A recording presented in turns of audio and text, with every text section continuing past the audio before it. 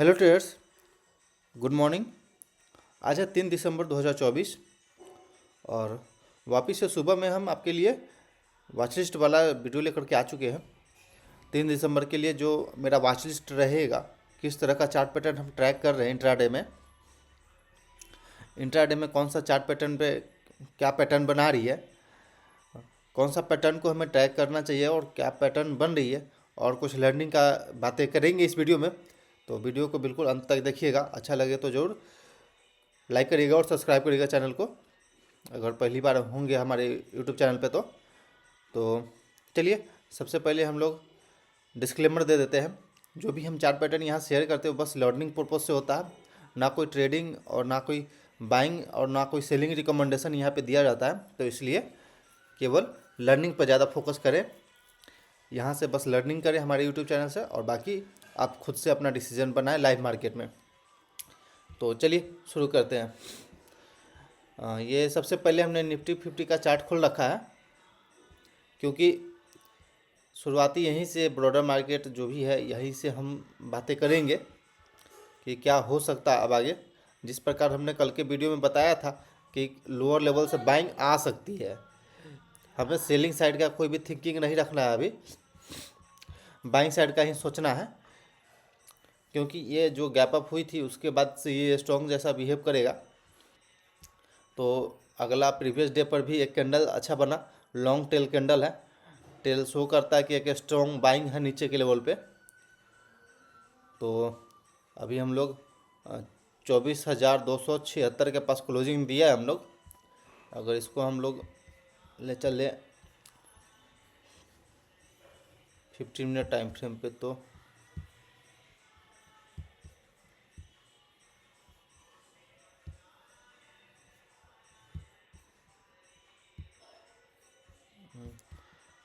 पता नहीं 15 मिनट पे क्यों नहीं आ रहा है।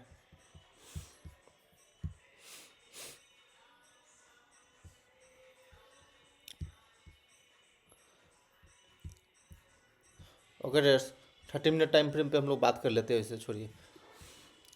तो जैसा कि कल के वीडियो में हमने बातें किया था और बताया था हम लोग कि अगर मार्केट इधर फ्लैट खुल के नीचे के लेवल पे आता है तो आई थिंक यहाँ से बाइंग आना चाहिए, या फिर इसके नीचे भी ब्रेक करता है तो कम से कम यहाँ तो ज़रूर है कि सपोर्ट लेकर के अपसाइड की ओर बाउंस आएगा।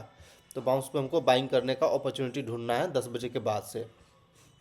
तो उस प्रकार बहुत सारा स्टॉक जो कल का था ये बहुत अच्छा परफॉर्म किया, बहुत अच्छा रिस्क रिवार्ड पे ट्रेड चला। यदि आप ट्रेड किए होंगे तो आपको पता होगा, या फिर आप उसे प्रैक्टिस करने के लिए अपने वॉच लिस्ट में डाल रखा होगा, तो आपको पता होगा कि कितना अच्छा परफॉर्म किया और कितना अच्छा रिस्क रिवार्ड के साथ जो भी कल हमने स्टॉक शेयर किया था वो परफॉर्म किया। तो अब आज क्या करना चाहिए। आज भी हमें स्ट्रॉन्ग दिख रही है। यदि निफ्टी कहीं इधर कहीं खुलता फ्लैट खुल के अपसाइड की ओर जाता है तो ये तो अब रेजिस्टेंस जैसा फेस करेगा यहाँ पे 24,350 के आसपास में, 24,350 के आसपास में रेजिस्टेंस फेस करेगा, और उसके बाद 24,500 के पास रेजिस्टेंस का फेस करेगा। तो हम लोग हो सकता है कि इधर ही कहीं कंसोलिडेट करें आज। 1-2 दिन कंसोलिडेशन के बाद अगर ब्रेकआउट देते हैं तो एक स्ट्रांगली ब्रेकआउट का एक्सपेक्टेशन कर सकते हैं। बट अब हम लोग थोड़ा सा कंसोलिडेशन का एक्सपेक्ट करना चाहिए, कंसोलिडेट करना चाहिए। अब बैंक निफ्टी का चार्ट देखेंगे तो बैंक निफ्टी भी अपने सपोर्ट लेवल पे अच्छा खासा बाइंग हो रहा है। सब बैंक निफ्टी में भी नीचे गया, देन वापस एक बहुत अच्छा बाइंग हुई और ये लॉन्ग टेल कैंडल बनाया। तो ये अच्छा है, लॉन्ग टेल कैंडल बनाना बहुत ही अच्छा बनाता है, क्योंकि दिखता है उससे कि स्ट्रॉन्ग बाइंग दिख रही है। और वहीं पे निफ्टी टोटल का बात करेंगे तो ये प्रीवियस डे जो सेलिंग हुई थी 2 दिन पहले उसको भी अब निगलेक्ट करके अपसाइड की ओर जा रही है, और निफ्टी 500 भी। तो ठीक है, ओवरऑल मार्केट अभी ठीक ठाक चल रही है। बाइंग साइड का ही हम लोग सोच के ट्रेड करेंगे लाइव मार्केट में। तो कल के दिन पे हमने ये सब जो चार्ट पैटर्न शेयर किया था उसमें बहुत अच्छा मूवमेंट आई है। अगर आप ट्रेड किए होंगे तो आपको पता होगा, या फिर प्रैक्टिस किए होंगे तो आपको पता होगा। तो चलिए टाइम पास नहीं करते हुए आज चलते हैं दूसरा, आज के जो चार्ट पैटर्न है उस पर भी ट्रैक कर लेते हैं। जो भी चार्ट पैटर्न हम ट्रैक करते हैं उसको हम 30 मिनट टाइम फ्रेम पे ट्रैक करते हैं, तो इसलिए हम 30 मिनट टाइम फ्रेम पे ही हम बातें करेंगे। तो ये डी मार्ट का चार्ट है और डी मार्ट में एक शॉर्ट साइड का यहाँ पे पैटर्न बना रहा है। आप ऐसा चार्ट पैटर्न बनाएंगे तो देखेंगे ये रेजिस्टेंस को फेस करते हुए डाउन साइड की ओर जा रही है और इसमें सेलिंग जैसा प्रेशर बना हुआ है। और वापस एक नीचे से हम ट्रेंड लाइन बनाते हैं तो देखेंगे कि ब्रेकडाउन जैसा बन करके वापस रीटेस्ट करने आ चुका है ये अपने रेजिस्टेंस को। देन आई थिंक वापस इसमें सेलिंग चलना चाहिए। सिंपल ब्रेकडाउन रीटेस्ट देन वापस से नीचे की ओर कंटिन्यू कर सकता है जैसे कि पहले से कंटिन्यू करते आ रहा है। तो ये डीमार्ट का सिचुएशन है। जो भी चार्ट पैटर्न बनाते हैं हम या फिर जो भी चार्ट पैटर्न जैसे भी हम बताते हैं उसे आप लाइव मार्केट में जा कर के खुद से प्रैक्टिस करेंगे। जितना आप खुद से प्रैक्टिस करेंगे उतना आपको अपने अंदर कॉन्फिडेंस आते जाएगा। दूसरे पे डिपेंडेंट नहीं होना है कि यहाँ पे चार्ट पैटर्न हम शेयर करेंगे तभी जा कर के आप ट्रेड करेंगे, ऐसा कुछ नहीं है। आप लाइव मार्केट में आप खुद से अपने दिमाग को जोर दे करके अपने दिमाग पे जोर दे करके आप प्रैक्टिस करेंगे तो यहाँ से ज़्यादा परफॉर्मेंस आपका वहाँ पे रहेगा। क्योंकि बहुत सारी चीज़ें जो होता है कि हम यहाँ पे मार्केट ऑफ होने के बाद नहीं बता पाते हैं, लेकिन लाइव मार्केट में ये सब चीज़ आप अपने आप प्रैक्टिस करेंगे बिल्कुल छोटा क्वांटिटी से इंट्राडे में तो आप देखेंगे कि बहुत सारा चीज़ जो है आप कर सकते हैं। ओके, ICICI लोम्बार्ड है ये। कल के दिन पे देखा होगा कि इसमें ब्रेकडाउन आई थी बट इसमें अच्छा रिस्क रिवार्ड होना नहीं मिलने के कारण इसमें ट्रेड लेने का कोई अथी नहीं है, कोई ट्रेड नहीं बन सकता था इसमें। बट इसमें ब्रेकडाउन आई थी क्योंकि रिस्क रिवार्ड के लिए मान लीजिए ये 1800 का स्टॉक है तो कम से कम हमारा रिस्क रिवार्ड के लिए 0.5% इस स्टॉक का 0.5% हम रिस्क लेते हैं, यानी कि अभी भी 1% आ रहा है, देख सकते हैं आप 18 रुपये। तो और हमें ऊपर चाहिए था, मतलब कि लगभग 0.5% 0.6% तक के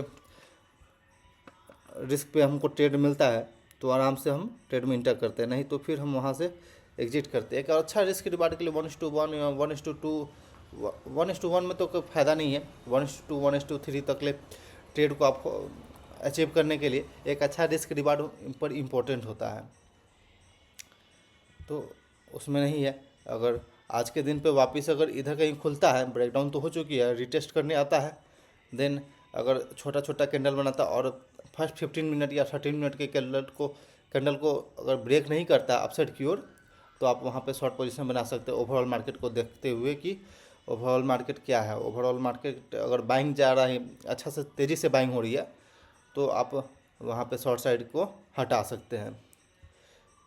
यहाँ पे हम दोनों ऑप्शन देते हैं कि शॉर्ट भी कर सकते हैं और लॉन्ग भी कर सकते हैं, बट मार्केट सिचुएशन के हिसाब से देख करके ही डिसीजन बनाना है।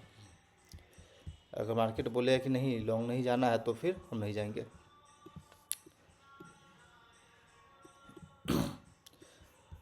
ओके, ये एक स्कॉट है, रेजिस्टेंस के पास से सेलिंग चल रही है। देन अगर हम यहाँ से एक सपोर्ट लाइन बनाते हैं तो कल के दिन पे भी ये फर्स्ट 30 मिनट पे नहीं, इसमें एक बार सेलिंग आई थी बट वापस एक बार अपसाइड की ओर जाकर के हम लोग मूवमेंट करने लगे थे। तो आई थिंक कि अब सेलिंग स्टार्ट हो जाना चाहिए क्योंकि पहले से ये स्टॉक अच्छा खासा गिरा हुआ है। सेलिंग गैप डाउन हुआ था, देन गैप फिल किया, वापस से नीचे की ओर हम लोग आ रहे हैं। अगला PFC है, बाइंग आया, अपसाइड की ओर हम लोग गैप अप भी हुए, गैप फिल हुआ जिस प्रकार निफ्टी में चल रहा था। देन वापस से एक पैटर्न जैसा हम लोग बना रहे, ट्रायंगल पैटर्न, और यदि अपसाइड की ओर ब्रेकआउट देता है तो अपसाइड की ओर अगर रिस्क रिवार्ड बनता है अपसाइड की ओर तो आप यहाँ पे बाइंग कर सकते हैं, या फिर ब्रेकडाउन दे करके कोई अच्छा खासा रिस्क रिवार्ड देता है तो यहाँ पे शॉर्ट साइड भी जा सकते हैं। ये पाई इंडस्ट्री का चार्ट है। हाई से अगर हम ट्रेंड लाइन बनाए तो एक भाई साहब पूछ रहे थे कि कमेंट में कि सर इंडिकेटर ज़रूरी होता है क्या? तो इंडिकेटर ज़रूरी होता है बट सबसे ज़रूरी होता है प्राइस एक्शन और सबसे ज़रूरी होता है आपका साइकोलॉजी। आप कब तक वेट कर रहे हैं अपने सिस्टम के लिए, अपने सेटअप के लिए, अपने प्रॉपर रिस्क रिवार्ड के लिए। जब आप इंडिकेटर लगाते हैं तो ये सब चीज़ आपको भूलना पड़ेगा, रिस्क रिवार्ड वगैरह ये सब इंडिकेटर के हिसाब से ही काम करना होगा। लेकिन जब आप प्राइस एक्शन के हिसाब से ट्रेड करते हैं तो आपको प्रॉपर रिस्क रिवार्ड के साथ ट्रेड मिलता है। तो ये ज़रूरी नहीं है कि इंडिकेटर के साथ ही आप ट्रेड करें। हम मूविंग एवरेज बताएं या फिर वीवेब बताएं, उस पर बताएं तो उतना कोई मैटर नहीं करता है। ये सब कोई भी इंडिकेटर जो होता है लैगिंग इंडिकेटर होता है। मतलब सबसे पहले प्राइस एक्शन होगा, उसके बाद इंडिकेटर शो करेगा कि नहीं अब ये हो सकता है, अब वो हो सकता है, बाइंग हो सकता है या सेलिंग हो सकता है। तो पाई इंडस्ट्री बैक टू बैक नीचे की ओर जा रही थी। देन यहाँ से देखेंगे एक डबल बॉटम जैसा पैटर्न बना करके सपोर्ट लगा करके और ब्रेकआउट दे चुका है। तो आई थिंक इसमें बाइंग आना चाहिए। कोरोमंडल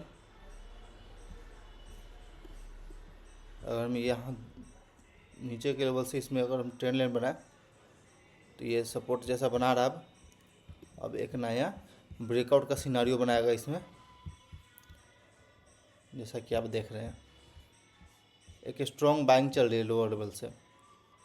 देन वापस एक फिर सपोर्ट के पास आ चुका और एक नया पैटर्न बना रही। तो इस पर फोकस करेंगे। स्विंग ट्रेड में भी इसे फोकस कर सकते हैं आप। ये इंडस टावर है,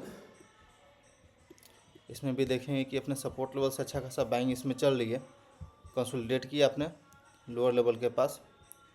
देन हम लोग वापस से अपने सपोर्ट के पास आ चुके हैं और इसमें भी एक ब्रेकआउट जैसा सिनारियो बन रहा है। अगर अपसाइड की ओर मूवमेंट आता है तो इसमें बाइंग आ सकती है। हाँ, ये दो स्टॉक जो हम आपसे बात करने वाले लर्निंग के लिए, तो सिंपल देख सकते हैं आप अपने आप इंडिपेंडेंट रहेंगे, अपने आप से ट्रेड करेंगे, लर्निंग करेंगे ये सब चार्ट पैटर्न देख करके, तो आपको लाइव मार्केट में बहुत सारा अपॉर्चुनिटी मिलेगा। जैसे कि यहाँ पे देखिए सपोर्ट लेवल को रिस्पेक्ट करते हुए अब अप साइड जा रहा है। जब भी अपने सपोर्ट के पास आ रहा है एक बाइंग आ रही है। देन वापस कल के दिन पे देखेंगे कि एक इसमें आया नीचे के लेवल पे, लेकिन सपोर्ट के पास सपोर्ट लिया और यहाँ से बाइंग आ गया। तो ये सब चीज़ें आप लाइव मार्केट में ही देख सकते हैं। ये भी देख सकते हैं आप। यहाँ पे लार्सन टोबर फाइनेंस का ये चार्ट है, तो आप सिंपल देख सकते हैं। यहाँ पे हमने ट्रेंड लाइन बनाया, ठीक है। तो ट्रेंड लाइन बनाया तो जब भी ये अपने सपोर्ट लेवल के पास आ रहा है तो बाइंग आ रहा है, गैप अप भी खुला। देन वापस से अपने सपोर्ट लेवल के पास आया, फिर बाइंग आ गया। तो कल के दिन पे आप इसे फोकस करते, आपको पता रहा था कि इसे ऐसे करना है ट्रेड, तो सिंपल देखिए 9:15 का कैंडल खुला, वापस इधर कहीं 10 बजे तक कंसोलिडेट किया, 10:45 तक यहाँ पे रह गया, 10:15 10:45 तक। तो आप बिल्कुल यहाँ पे ट्रेड प्लान कर सकते थे, क्योंकि अच्छा रिस्क रिवार्ड के साथ मिल रहा था। यहाँ पे सपोर्ट लेवल के पास 142 रुपया 50 पैसा के पास आप इंटर करते ट्रेड में, इधर कहीं का टारगेट रहता। सिंपल चीज़ है।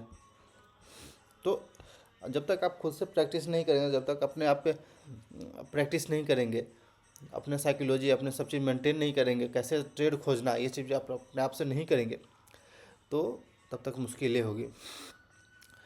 सिंपल चीज़ है कि अपना जो भी ऐसा सेटअप बन रहा है, जहाँ पे भी बन रहा है, उसको आप सेलेक्ट करके साइड करें, उसको वॉच करें। शुरुआती में जितना ज़्यादा आप वॉच करेंगे उतना ज़्यादा आपको बेनिफिट होगा। ओके ट्रेडर्स, जो भी चार्ट पैटर्न था आज का हमने आपको बता दिया।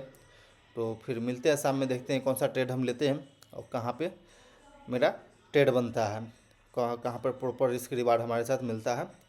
और डिसिप्लिन, बिल्कुल डिसिप्लिन को फॉलो करते हैं, only one trade in a day, इसको फॉलो करते हुए अपना ट्रेड करेंगे। Okay traders, thanks for watching this video. Please like and subscribe my YouTube channel for more update.